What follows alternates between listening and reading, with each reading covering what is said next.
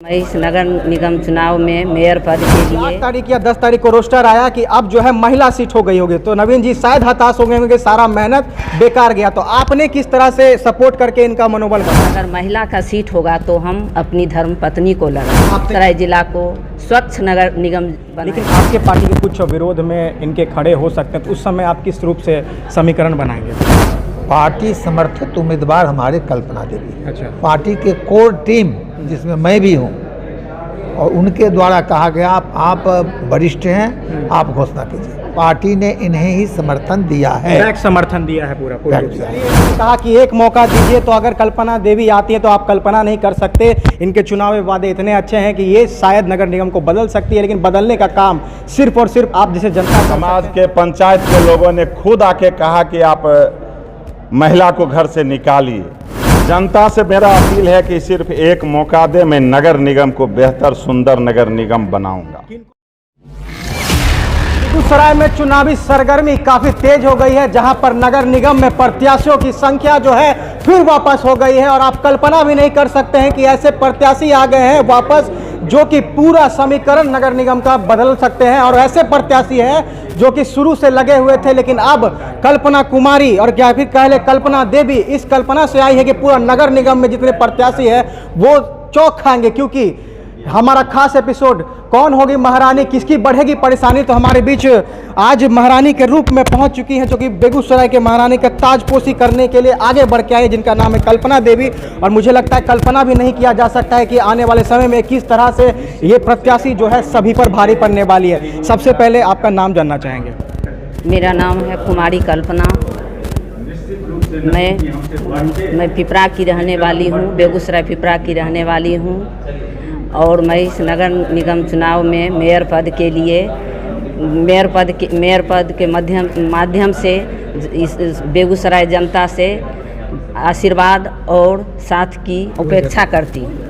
Madam जी एक बात बताइए कि जब नवीन जी लगातार जो है क्षेत्र में घूमा करते थे पिछले 6-7 महीनों से, और अचानक रोस्टर आया कि 8 तारीख या 10 तारीख को रोस्टर आया कि अब जो है महिला सीट हो गई होगी, तो नवीन जी शायद हताश हो गए होंगे, सारा मेहनत बेकार गया। तो आपने किस तरह से सपोर्ट करके इनका मनोबल बढ़ाया, बताइए।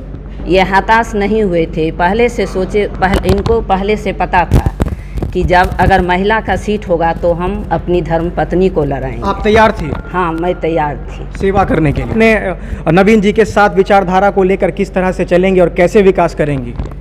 जैसे मेरे पति बोले हैं, बेगूसराय जिला को स्वच्छ नगर निगम बनाएंगे। ये देख सकते हैं, सबसे बड़ी बात, कुछ हम प्रत्याशियों से बात किए थे, उनका कॉन्फिडेंस लेवल बढ़ा हुआ था। तो कल्पना जी से भी यही उम्मीद थी कि नवीन जी के नेतृत्व में वो लड़ना चाहेंगे, और अच्छे वक्ता है। मुझे लगता है कि एक कंपटीशन होगा। नवीन जी से बात करना चाहेंगे। लगातार हम इनसे मिलते थे और कहते थे कि चुपके छुपाते ये वोट बैंक करते थे और चुपके छुपाते मिलते थे, लेकिन जनता के सामने ये कभी नहीं आते थे। लेकिन आज पूर्ण रूप से जनता के सामने हमारे चैनल के माध्यम से आ रहे हैं। सर, सबसे पहले बधाई हो कि आपने लगातार 6-7 महीने से बरकरार रहा और हिम्मत नहीं हारी, और हिम्मत की आपकी दाद देनी पड़ेगी कि आप पीछे नहीं हटे, जो कि बहुत लोग पीछे हट चुके हैं।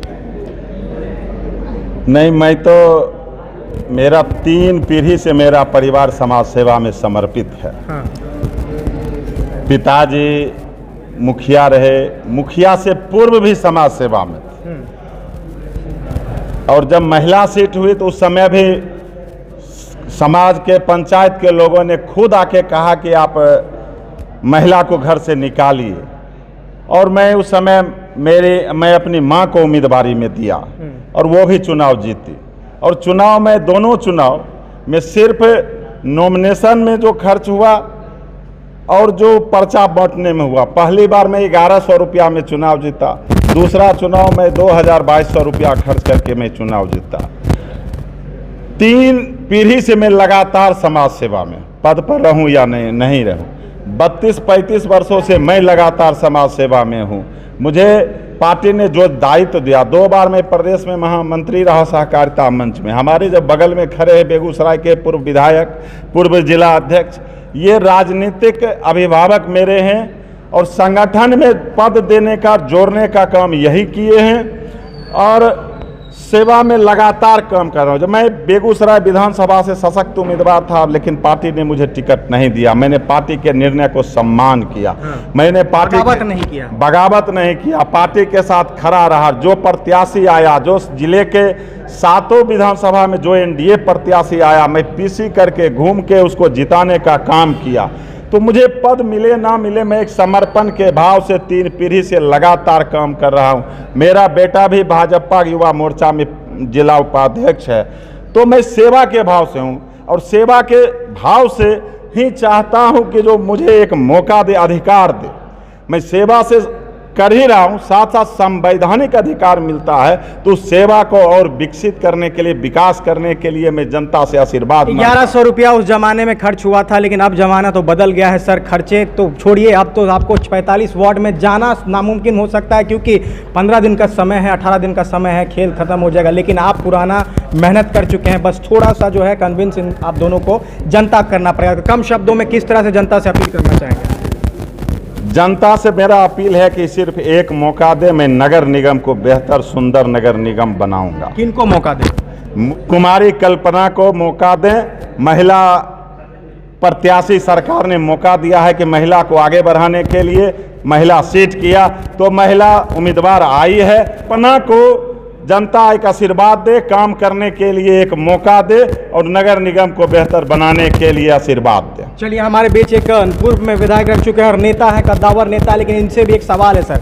ये चुनाव व्यक्तिगत चुनाव है, लेकिन पार्टी आधारित चुनाव मुझे लगता है रेयर हो सकता है कि पार्टी आधारित हो सकती है, लेकिन आपके पार्टी के कुछ विरोध में इनके खड़े हो सकते हैं, तो उस समय आप किस रूप से समीकरण बनाएंगे? सर्वप्रथम तो आप कहिए कि नगर निगम का महारानी कौन बनेगा? हाँ, क्योंकि सर राजा एक होता है। क्या कहता हूँ, कल्पना देवी महारानी नहीं, नगर निगम का सेवक बनेगी। और इस रूप में मैं कहना चाहता हूँ कि पार्टी समर्थित उम्मीदवार हमारे कल्पना देवी। अच्छा। पार्टी के लोगों ने, पार्टी के पदाधिकारी और पार्टी के कोर टीम जिसमें मैं भी हूँ, और उनके द्वारा कहा गया आप वरिष्ठ हैं, आप घोषणा कीजिए।